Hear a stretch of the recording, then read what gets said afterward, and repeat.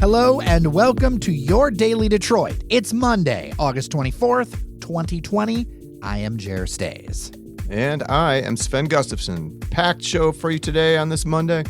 Police and activists clash on Woodward Avenue.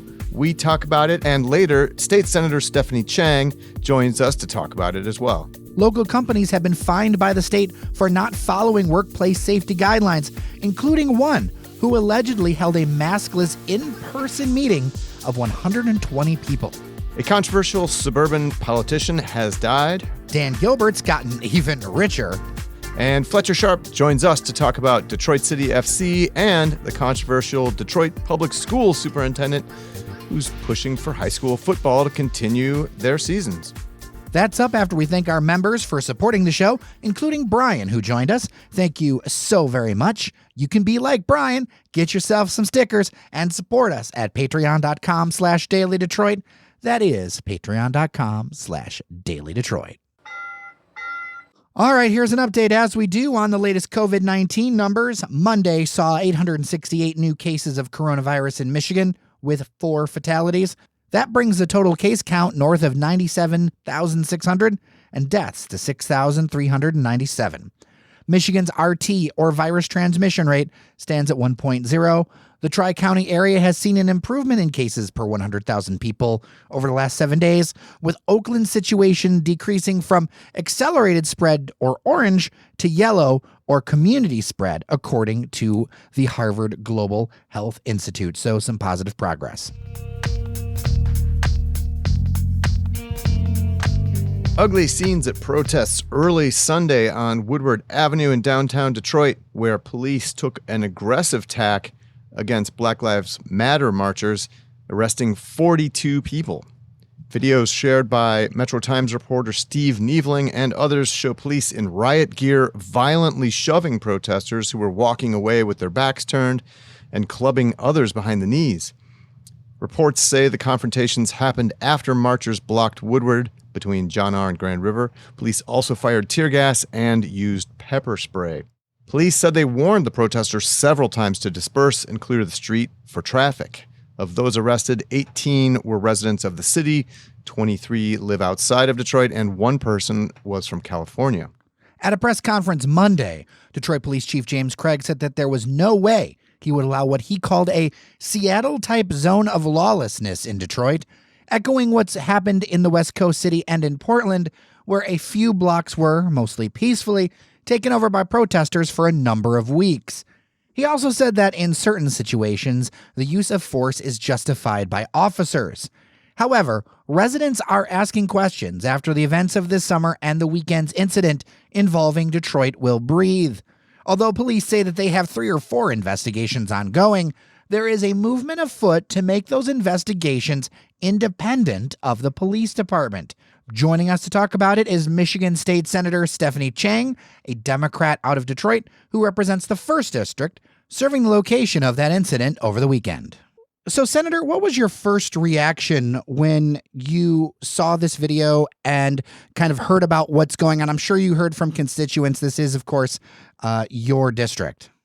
Yeah, I mean, when I first saw the video of, what happened at the protest last night, and honestly, other videos from other protests earlier this summer, I think just one, like multiple reactions. One is, how could this happen in our own city where, civil rights and social justice is at the core of so much of our history.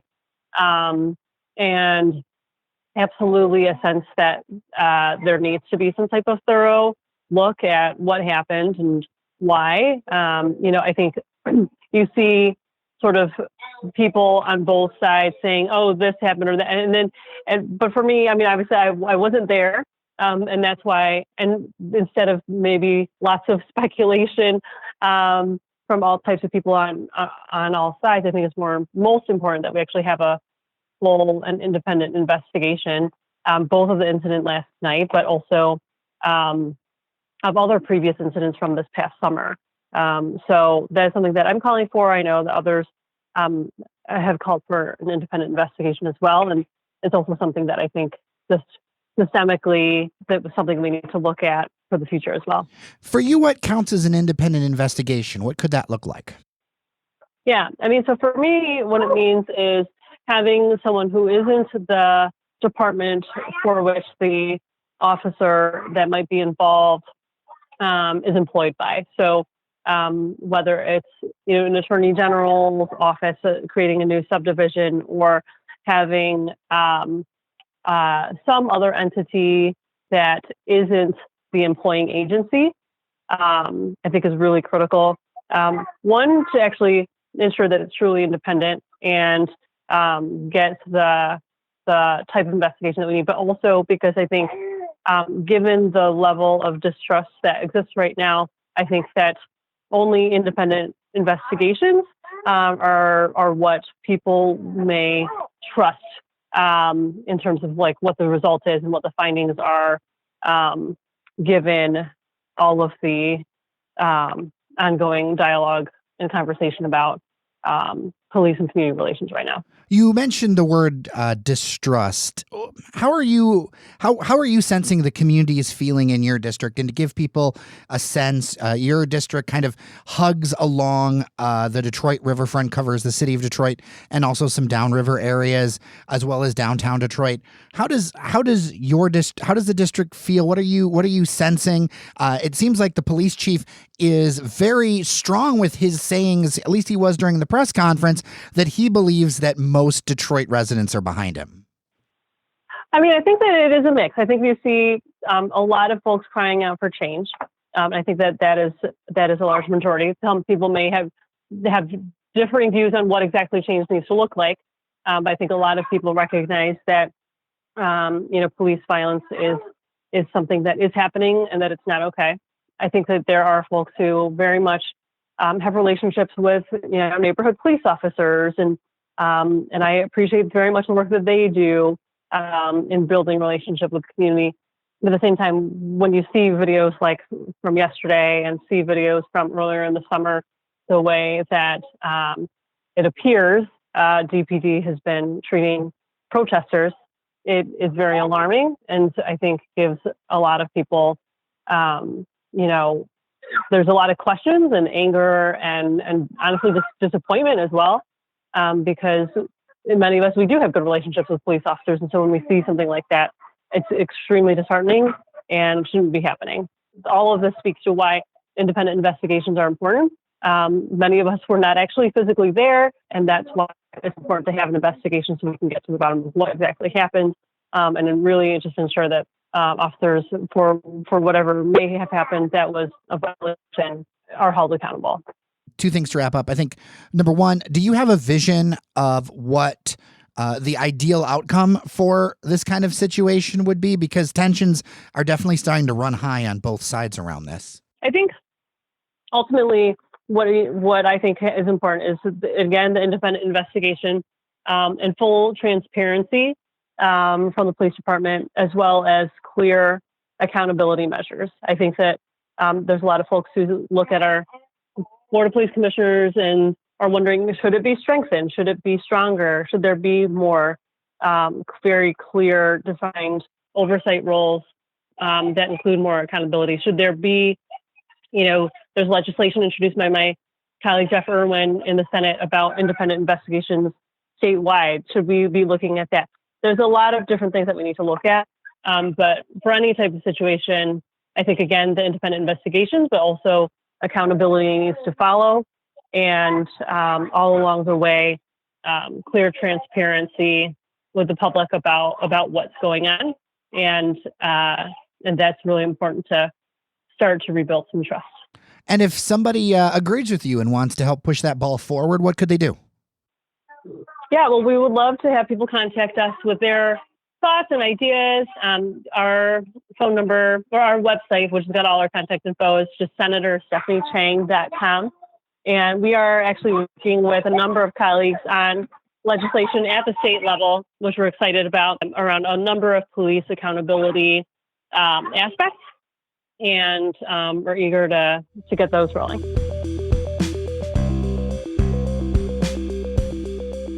A number of Michigan companies have been fined over workplace safety violations around COVID-19. There were 6 companies involved in the action that occurred Friday, and we'll focus on the ones in Metro Detroit. Those are United Shore Financial Services in Pontiac, a UPS distribution facility in Livonia, and a Speedway gas station and convenience store in Waterford. After multiple employee complaints, the Michigan Occupational Safety and Health Administration fined United Shore $6,300 for not wearing masks or social distancing. The company also had newly hired employees meet in groups in excess of 120 people with no face coverings and while seated within 6 feet of one another. Now, this is according to the state.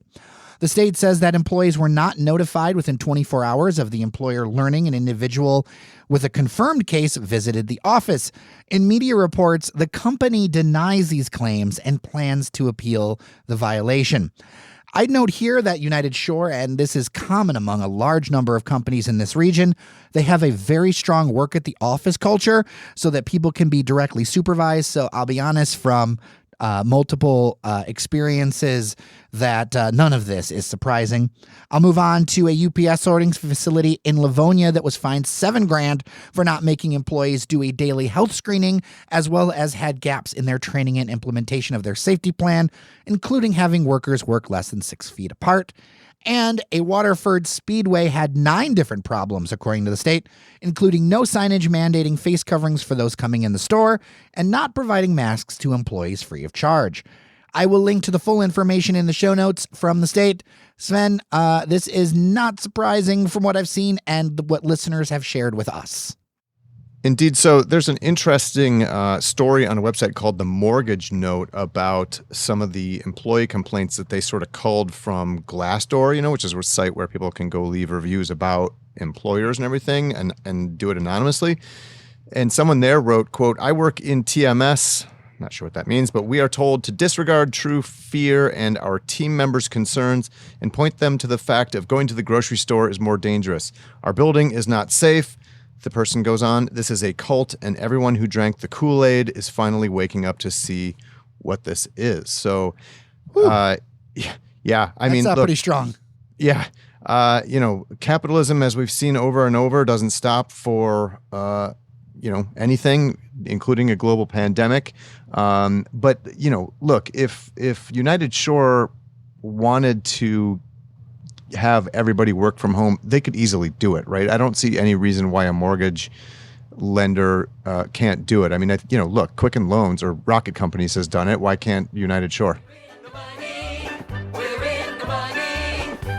Thanks to a stock bump late last week, Dan Gilbert is now the 15th richest man in the U.S. and 21st richest man in the world with a worth of nearly $50 billion. Nice work if you can get it. Yeah, that's all according to Forbes. He's now richer than Phil Knight of Nike, Alibaba co-founder Jack Ma, and Charles Koch of the Koch brothers. Recently, Quicken Loans, now Rocket Companies, went public. That said, Gilbert still owns 95% of the stock, and Gilbert will maintain 79% of the voting rights. As we're recording this, Rocket Company's stock is approaching $29 a share. It went public at just 18. And there may be more of a billionaire bonanza for Gilbert. In an interview recently on CNBC, StockX CEO Scott Cutler said the company's intention is to go public. StockX is a stock market of things co-founded by Gilbert and part of the Quicken Loans family of companies.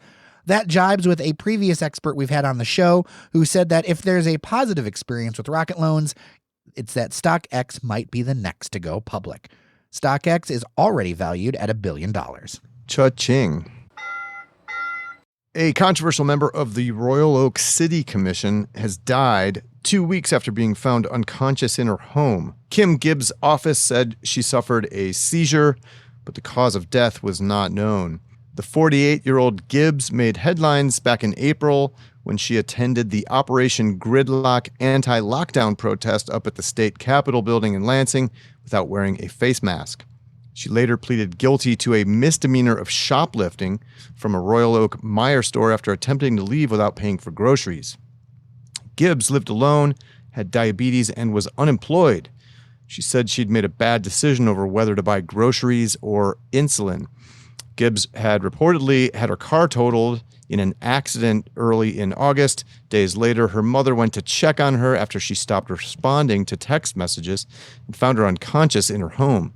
Gibbs was transferred to Beaumont Hospital and later put into hospice care. She had been a candidate for a seat on the Oakland County Board of Commissioners. Gibbs had complained about being under a great deal of stress. She said she'd received lots of threatening emails and phone calls. Jared, this is just a sad story any way you slice it. I mean, no matter what you think of her or her views, specifically on coronavirus preparations, this is just not a happy story any way you slice it. I mean, but for the grace of God go I. I mean, it's a reminder of just how quickly things can turn and how important it is to check in on people and take care of each other.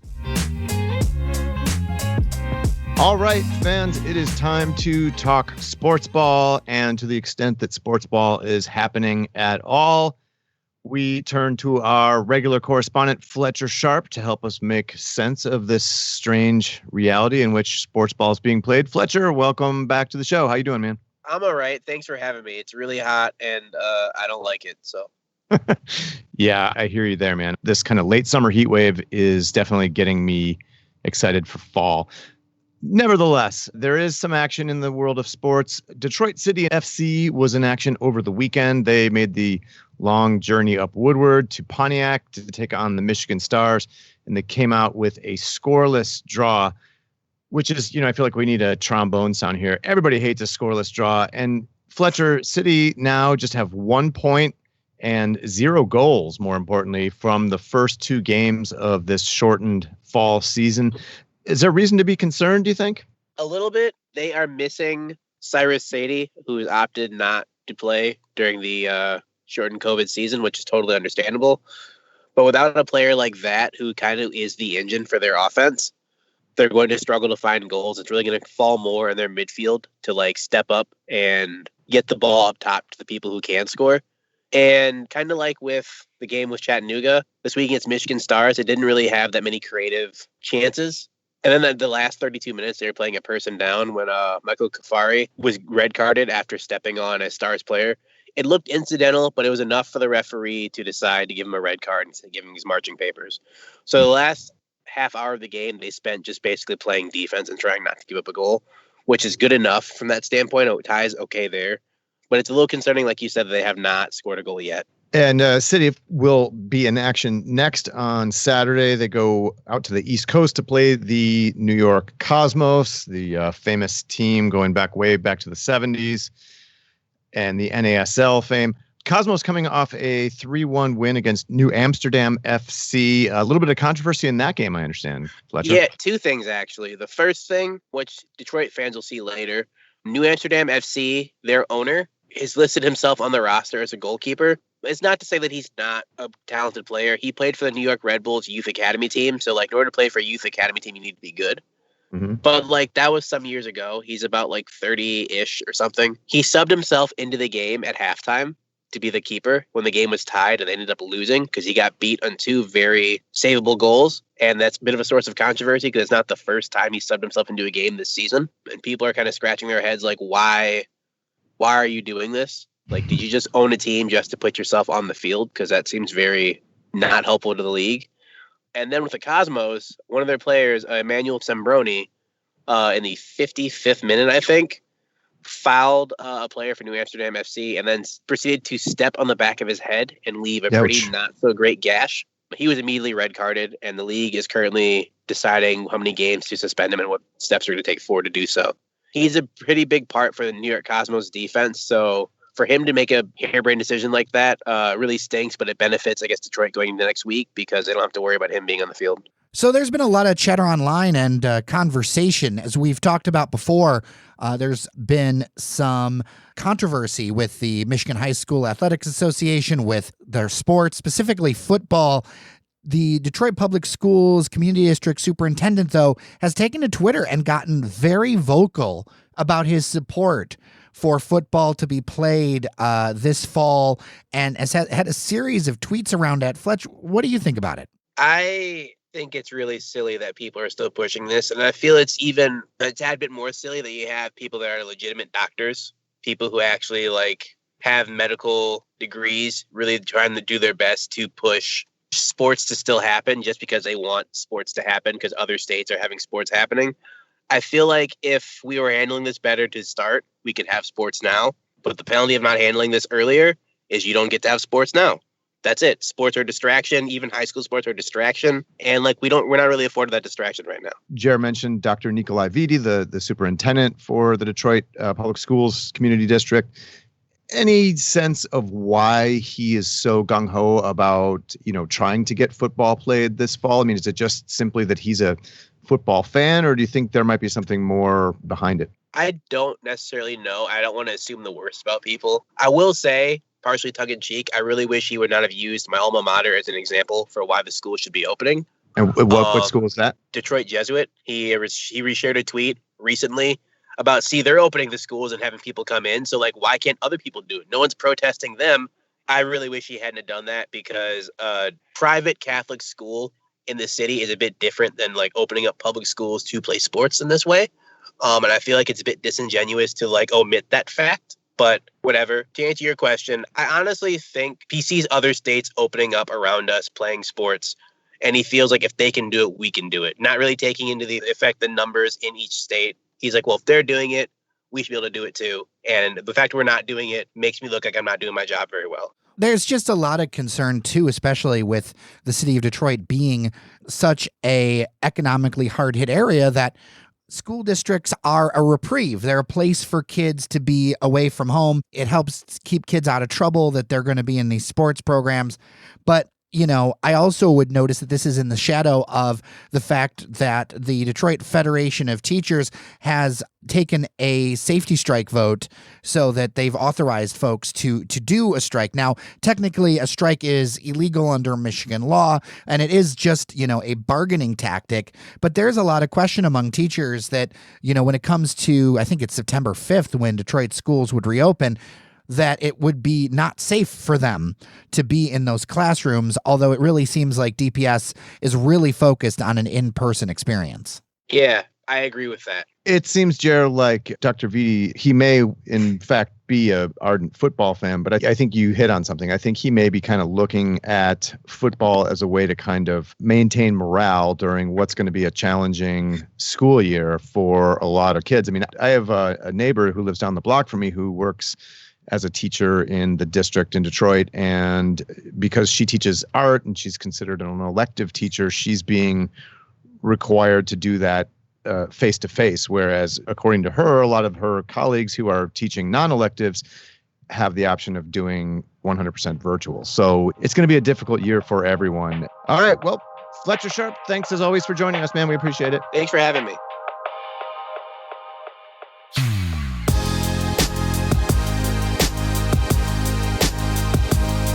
Alrighty, that's it for today's show. Be sure, if you have any feedback for us, to leave us a message at 313-789-3211. You can also send us an email at dailydetroit@gmail.com. Thanks again so much to Brian, cool dude, who joined us at patreon.com/dailydetroit.